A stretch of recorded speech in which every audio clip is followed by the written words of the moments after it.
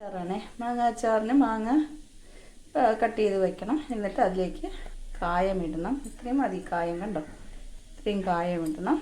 എന്നിട്ട് ഇതൊരു മാങ്ങയാണ്, വലിയ മാങ്ങയാണ്. ഒരു മാങ്ങ, അതിലേക്ക് ആവശ്യത്തിന് വേണ്ട ഉപ്പ് മാങ്ങാക്കറിക്ക് കൂടുതൽ വേണ്ടേ, അപ്പം അതുകൊണ്ട് ഉപ്പ് എപ്പോഴും കൂടുതൽ ഇട്ടോണേ. അതിൻ്റെ പുളിപ്പുമായിട്ട് പിടിച്ചു വരണമെങ്കിൽ ഉപ്പ് വേണം. ഓക്കെ, ഉപ്പിട്ടു. ഇനി ഇതിലേക്ക് തിളപ്പിച്ചാറിയ വെള്ളമാണ് ഞാൻ ഒഴിക്കുന്നത്. കണ്ടല്ലോ, തിളപ്പിച്ചാറിയ വെള്ളം. ഇതിന് ആ മാങ്ങ നമന്ന് വരുന്ന രീതിയിൽ ഒഴിക്കണം. എന്നിട്ട്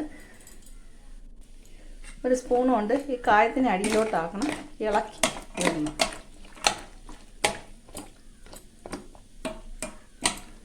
കണ്ടോ?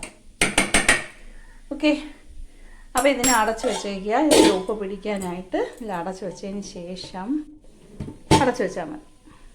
അപ്പം മാങ്ങ അച്ചാറിൽ ഞാൻ കായം ഇട്ടു. ഇന്നലെ കട്ട് ചെയ്ത് കായം ഇട്ട് വെച്ചതാണ്. കുറച്ച് തിളപ്പിച്ചാറിയ വെള്ളം ഒഴിച്ചിട്ട്.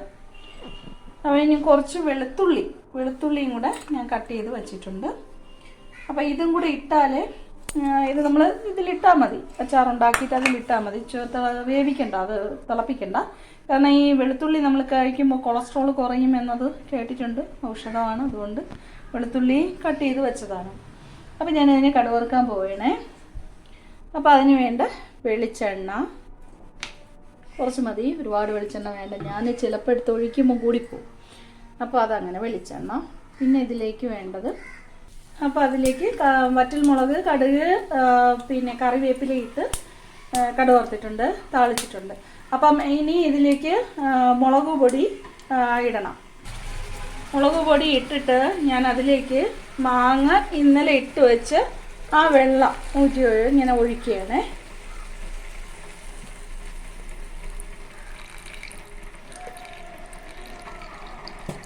പിന്നെ ഇതിലേക്ക് ഇടേണ്ട ഒരു നുള്ളു മഞ്ഞൾപ്പൊടി, ഒരൽപ്പം. പിന്നെ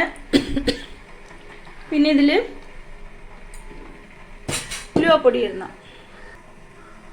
അപ്പം അതിൽ കുറച്ച് എൻ്റെ സ്പൂണിൽ മാങ്ങയും വെളുത്തുള്ളിയും പറ്റിയായിരുന്നു. അപ്പോൾ അതൊക്കെയാണ് അതിലോട്ട് പോയത്. അപ്പം ഞാൻ ഇതിലേക്ക് ഉലുവപ്പൊടി ഇടണേ. ഉലുവപ്പൊടി ഇട്ടു. പിന്നെ ഇതിലേക്ക് ഒരു നുള്ളു മഞ്ഞൾപ്പൊടി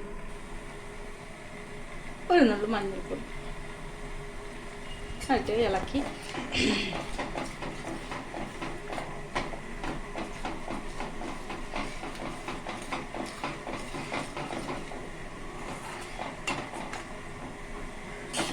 പിന്നെ എൻ്റെ കുട്ടികൾക്ക് ഇതിൽ കുറച്ച് ഞാൻ അവർക്ക് അങ്ങനെ ഇട്ടാലേ ഇഷ്ടപ്പെടുള്ളൂ, വെളുത്തുള്ളിയൊക്കെ ഇട്ട് കഴിഞ്ഞാൽ.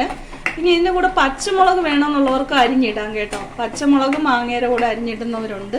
പക്ഷേ എനിക്കത് വേണ്ട, അതുകൊണ്ടാണ് ഞാൻ ഇടാത്തത്. കാരണം ഞാൻ അങ്ങനെ അച്ചാർ ഉപയോഗിക്കാറില്ല. എൻ്റെ മക്കൾക്ക് വേണ്ടിയാണ് ഇത് ഉണ്ടാക്കുന്നത്. മാങ്ങ അച്ചാർ അവർക്ക് അവരുടെ സ്റ്റൈലിൽ ഞാൻ ഉണ്ടാക്കുകയാണ്.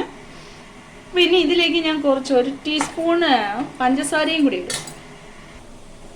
നല്ലപോലെ ഒന്ന് തിളയ്ക്കണം, ഇല്ലെങ്കിൽ ചീത്തയായിപ്പോകും പെട്ടെന്ന്. അപ്പോൾ ഒരു സ്പൂണ് ഞാൻ പഞ്ചസാര, കാരണം എൻ്റെ മക്കൾക്ക് ഇവർക്ക് കടയിൽ നിന്ന് വാങ്ങുന്ന അച്ചാറാണ് കൂടുതൽ ഇഷ്ടമായിരുന്നത്. അപ്പം അങ്ങനെ ഒരാളുടെ അടുത്ത് ചോദിച്ചപ്പോൾ പറഞ്ഞത് കുറച്ച് പഞ്ചസാരയും കൂടെ ഇട്ട് കൊടുത്താൽ അവരത് കഴിക്കും. പിന്നെ ഒരു സ്പൂണ് വിനാഗിരി ഒഴിക്കണമെന്ന് പറഞ്ഞു. പക്ഷെ ഞാനിപ്പോൾ ഇതിൽ നമ്മൾ ഉണ്ടാക്കുന്നതിൽ വിനാഗിരി ഒഴിക്കുന്നില്ല. കാരണം വിനാഗിരി നമ്മൾ ചില പുല്ലുകളൊക്കെ പൊടിച്ചിരിക്കുന്നതിന് ഇല്ലാതാക്കാനൊക്കെ അല്ലേ എടുക്കുന്നത്. അപ്പോൾ ആ വിനാഗിരി നമ്മളെ ഉള്ളിൽ വയറ്റിലേക്ക് പോകാതിരിക്കുന്നതാണ് നല്ലത്.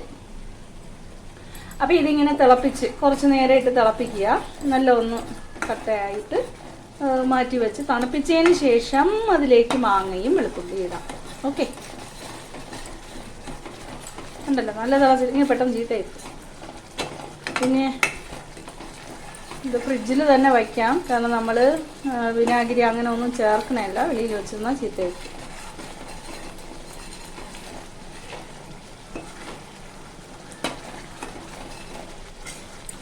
ഓക്കെ, ഇത് നല്ലതായേ. ഓക്കെ, മതി ടോസ്റ്റ്. ഇനി അണച്ച് വെച്ചേക്കാം. തണുത്തതിന് ശേഷം ഇതിൽ മാങ്ങയും വെളുത്തുള്ളി ഇട്ട് ഇളക്കിയെടുക്കാം. ഇതിലേക്ക്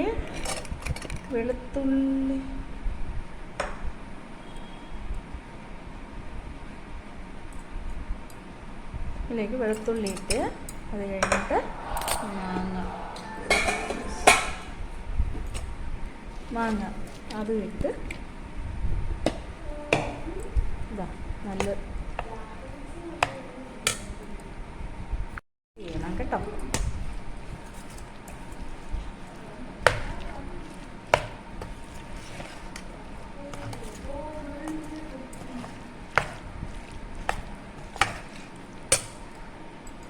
അങ്ങനെ എൻ്റെ മാങ്ങ അച്ചാർ റെഡിയായിട്ട് കേട്ടോ.